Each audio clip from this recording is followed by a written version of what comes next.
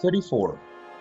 A block of mass m is placed against the inner wall of a hollow cylinder of radius r that rotates about a vertical axis with a constant angular velocity omega, as shown above.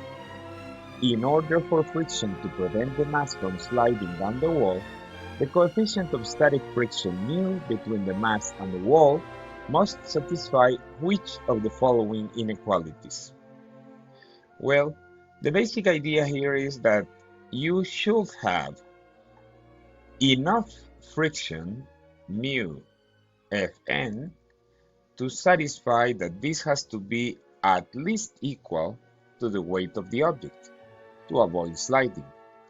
Now the normal force is the one that works as centripetal force. So mu times m r omega squared has to be at least equal to mg.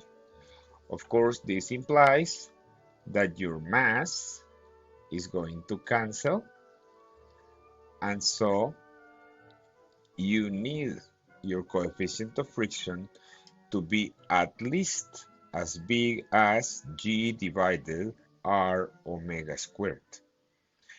That is then option B.